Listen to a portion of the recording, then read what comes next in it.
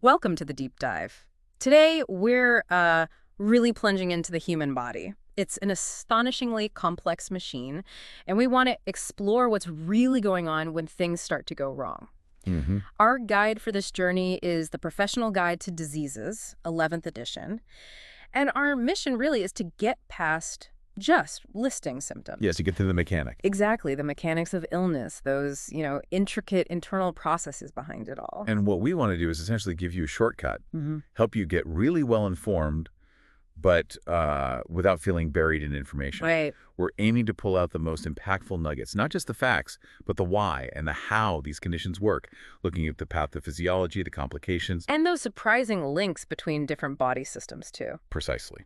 Okay, let's dive in then. Let's unpack this and see what unexpected connections and maybe aha moments we can find. Sounds good. So let's start with the heart, our pumping powerhouse. The engine room. Yeah. So basically, you've got the four chambers, two atria, kind of thin-walled, acting as reservoirs and booster pumps. Collecting the blood. And then the two thick-walled ventricles. They're the ones really propelling the blood out. Right? And here's a fascinating detail from the guide about that. The left ventricle, the one pushing blood to the whole body, Systemic circulation. Yeah. it's way thicker than the right one. And the reason, well, it's pushing against much higher resistance, about what, 6 times more? That's right. 6 times the resistance compared to the right ventricle, which just pushes blood to the lungs. Pulmonary circulation is much lower pressure. It's a perfect example of structure following function, isn't it? Absolutely. Yeah. It shows how the body adapts. And, speaking of changes over time, there's an elder tip in the guide. Oh, yeah. It mentions that as we age, the walls of the ventricles and the aorta, the big artery leaving the heart, they tend to stiffen. Oh. And this stiffening, well, it can decrease the heart's pumping efficiency. It's subtle, maybe, but it shows how these basic structural changes affect function later in life. That makes sense. So from the general mechanics, let's zoom in on something specific. A congenital defect, meaning you're born with it. Ventricular septal defect, VSD. Right, a hole in the wall between the ventricles. Yeah, a hole between the bottom chambers. And the guide says how much it affects someone really depends on the size of the hole. Exactly. Like small VSDs might have hardly any effect. Very little shunting, meaning blood flowing the wrong way. Minimal impact. Heart size might be normal, pulmonary artery pressure normal, and get this, some small ones actually close up on their own. No symptoms ever. It's pretty amazing the body's ability to sometimes compensate or even fix things. Hmm. But that raises a key question, doesn't it? What's that? What are the limits? Yeah. How much can the body handle? Because large VSDs are a totally different ballgame. Initially, with a large hole, the left atrium and the left ventricle enlarge their hypertrophy. They're working overtime to handle all that extra blood flow. Okay.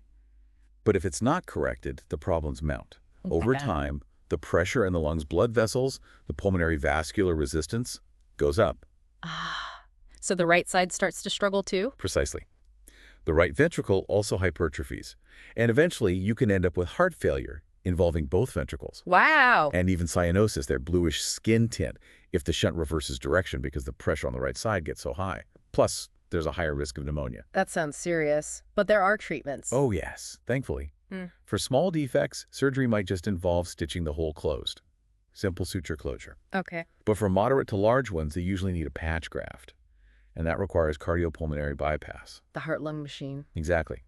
Medications like digoxin and diuretics can help manage the heart failure symptoms too. Is there anything else to watch out for with the surgery? Well, the guide mentions a rare but significant complication of VSD repair. It's called complete heart block. What's that? It's a disruption of the heart's electrical conduction system.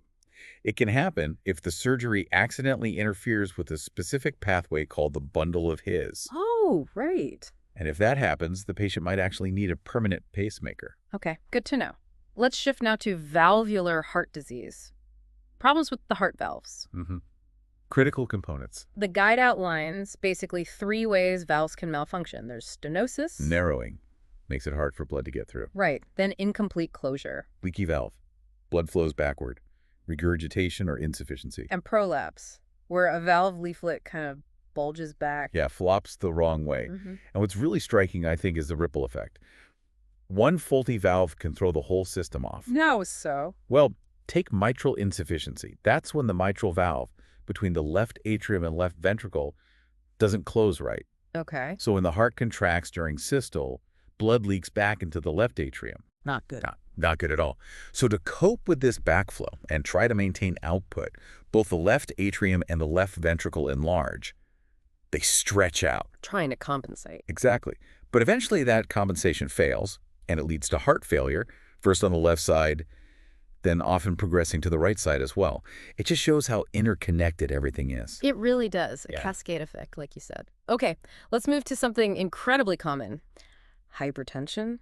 High blood pressure. Yeah, affects millions. And the prognosis, well, it's generally good if you catch it early and treat it before complications develop. But the guide is very clear.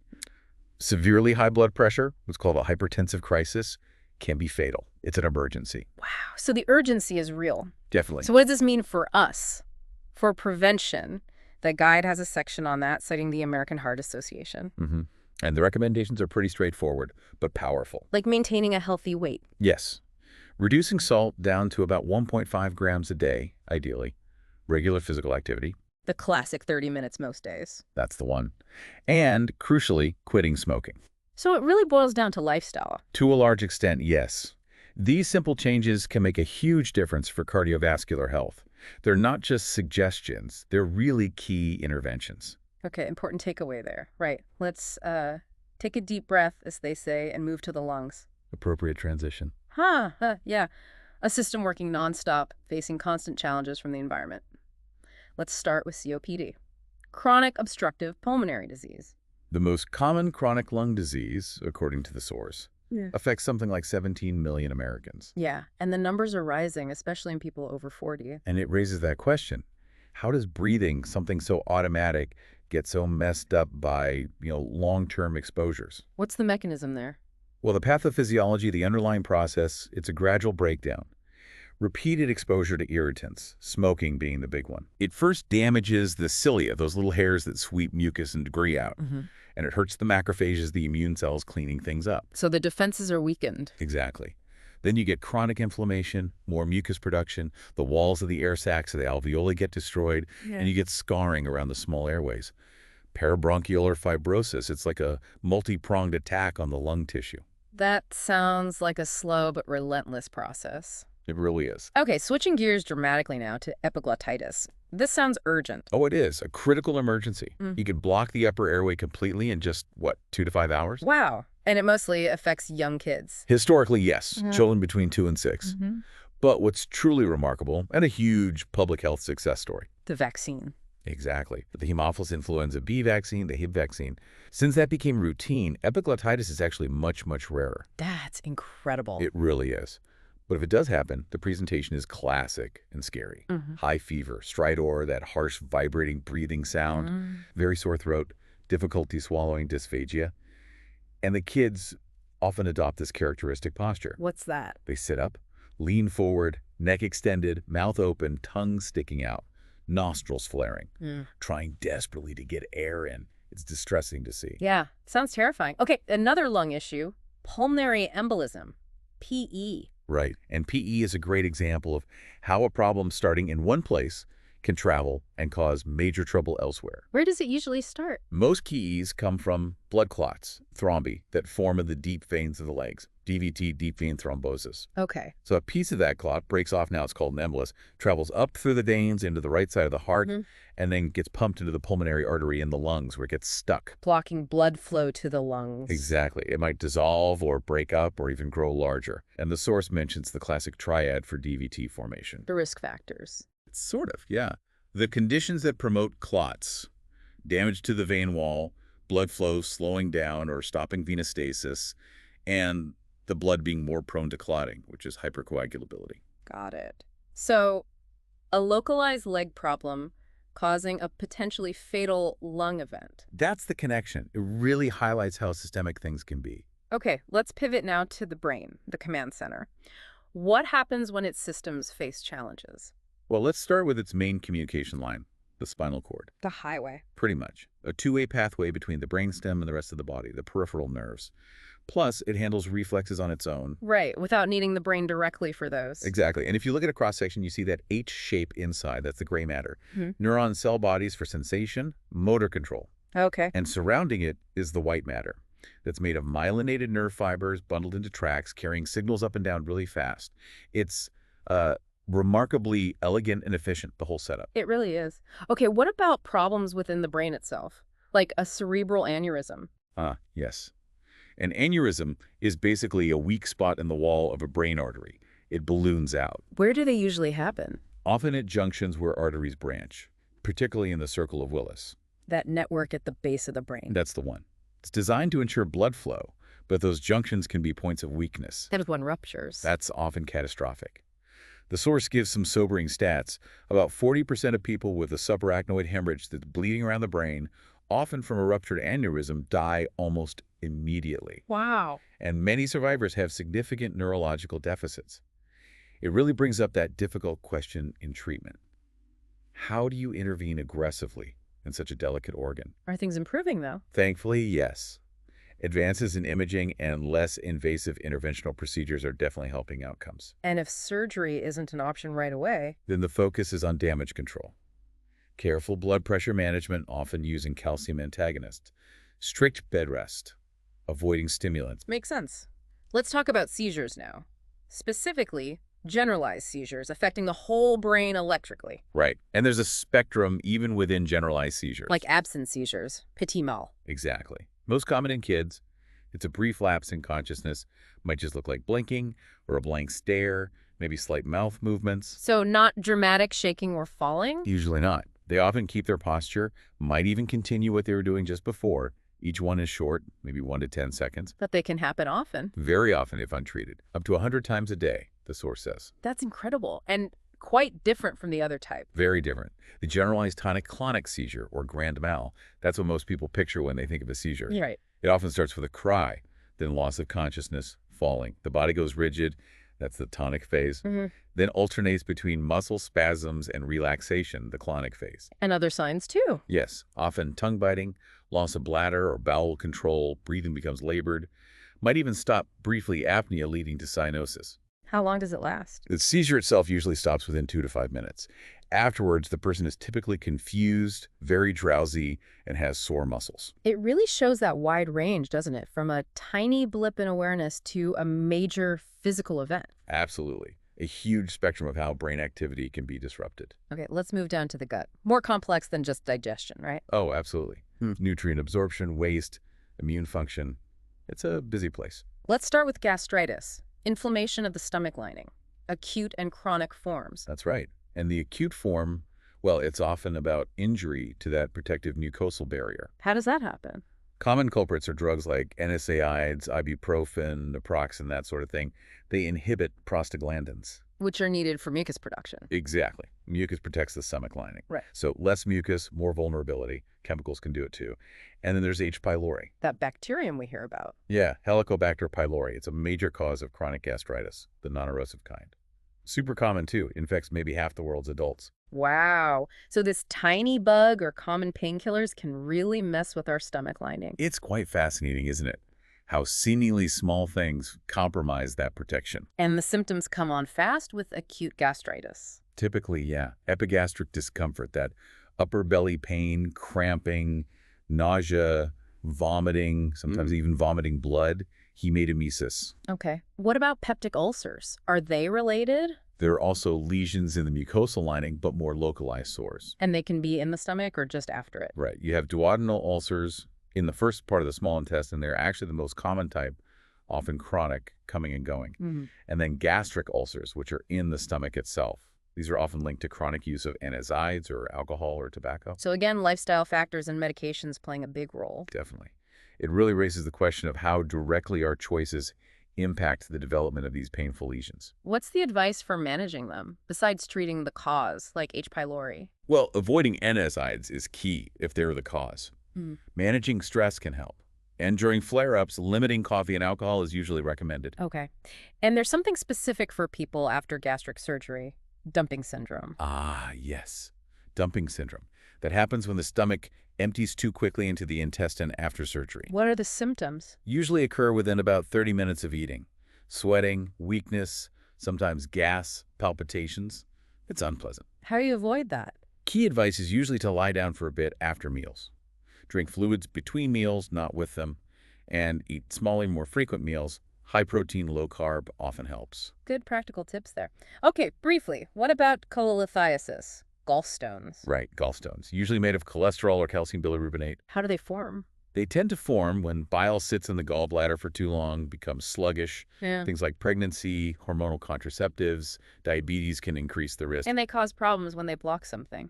Exactly. Normally, when fat enters your intestine, a hormone called cholecystokinin signals the gallbladder to contract and release bile to help digest it. Mm-hmm. But if a stone is blocking the exit, the cystic duct, the gallbladder, contracts against that blockage, and that causes that characteristic gallbladder attack pain. Ouch. Yeah. And it can lead to inflammation, infection. Mm-hmm.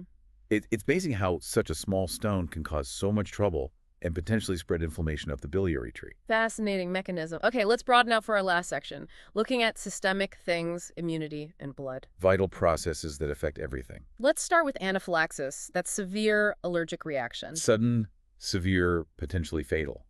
It's the immune system going into overdrive. How does that work? So if you're allergic to something, on re-exposure, immune cells called mast cells just dump huge amounts of chemicals, histamine being a major one. Okay. This causes massive vasodilation, blood vessels widen, blood pressure drops, and bronchoconstriction airways narrow, making it hard to breathe. The body basically reacts disastrously. And the timing matters. Critically, the source points out something important. The severity is inversely related to how quickly symptoms start after exposure. Meaning faster onset equals worse reaction. Generally, yes. It's a sign the reaction is particularly strong. It really shows how a protective response can turn dangerous. What are the first signs to look for? The guide lists things like a feeling of impending doom or intense fear, weakness, sweating, sneezing, itchy nose, hives, urticaria, and swelling, angioedema, especially face and throat. These can escalate very quickly. Scary stuff. Okay, finally, let's touch on blood basics. It does so much. It really does. And it makes you wonder, how does one fluid do all these critical jobs simultaneously? Transport, defense, repair. Let's break down the components. Red blood cells. Erythrocytes. Their main job is carrying oxygen, picking up carbon dioxide. White blood cells. Leukocytes, the immune defenders, and their different types. Neutrophils are phagocytes. They eat invaders. Eosinophils fight parasites involved in allergies. Basophils release histamine and heparin. Monocytes are big eaters and help present antigens to other immune cells. And lymphocytes. Key players. B cells make antibodies.